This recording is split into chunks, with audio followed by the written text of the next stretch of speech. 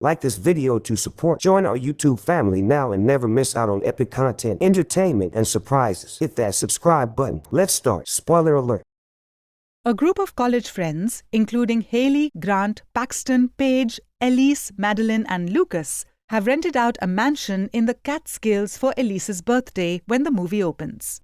Grant and Harriet, who have been dating, discreetly revealed to their friends, Grant to the males, Haley to the girls, that they had broken up while playing a drinking game because they felt that their relationships were going in different directions.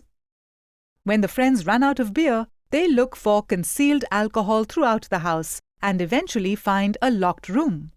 After discovering a number of antiques, they discover a wooden box with a zodiac wheel on top and a deck of hand-painted tarot cards inside. Haley is persuaded to perform their readings by the group because of her expertise with tarot cards. Haley continues even though she has a sneaking suspicion that something is off. She begins with Elise, who receives the High Priestess card and is advised to proceed slowly as she climbs a ladder. After receiving the Hanged Man, Madeline learns that people born under the sign of Pisces typically flee from danger. Lucas receives the Hermit and is told he will receive great money and possibly love.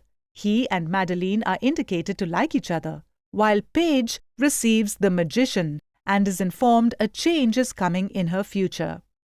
Paxton receives the Fool, despite being assured that he will surprise his pals with unexpected support. Grant doesn't want to play, but Haley does his reading, and when he draws the Devil card, he is informed that he might lose the one who matters most to him. When Haley takes her own reading, she draws the Death card because she declares that love will be her demise.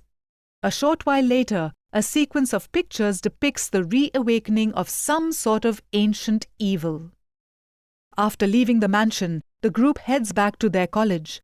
Lucas stops at a gas station on the way back and wins $700 from a scratch card.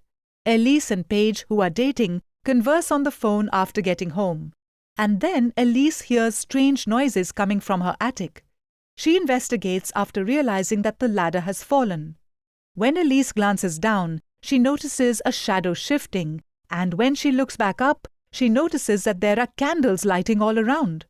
The High Priestess appears to Elise in a hideous vision from her card, which knocks her off the ladder. Elise's body is then repeatedly slammed down by the High Priestess, until the ladder impales and crushes her. Elise's friends lament her passing, Paige foremost among them. Remaining by her side, Haley attempts to reassure Paige by revealing that she became interested in tarot readings after her mother's cancer diagnosis. Haley searched for a reading that would bring her good fortune, but all of her readings ended in death. Madeline is walked back to her house by Lucas. Even though it appears they could act out the romantic portion of the reading, Lucas and she simply embrace before heading to the subway stop. The Hermit then follows him throughout the station, haunting him until he wanders into a gated rail yard. Lucas is scared and cornered by the Hermit inside a stationary train, which leads to him falling out and getting struck by an oncoming train. Haley begins to see that the tarot readings for Elise and Lucas match their deaths. She discovers via her study that Alma Astrom, a woman, is somewhat knowledgeable of and connected to deaths involving tarot readings. When Haley tells Alma what they are going through, she first turns them away. Grant, Paxton, Paige, and Madeline accompany Haley to visit Alma. After bringing them in, Alma rapidly ascertains that the fatalities are associated with particular tarot cards that originated from the same box that they discovered. She informs the teenagers that everyone who has performed readings with these cards has passed away, with Alma being the only person to have survived a specific string of fatalities in London. Alma continues by explaining that the affluent count's wife and kid were very ill, so he hired an astrologer to perform a reading in the 1700s, which is how the cards came to be. All the readings the astrologer could come up with led directly to death. Upon the eventual death of the Countess and her child, the Count charged the astrologer with witchcraft and had his troops execute her daughter.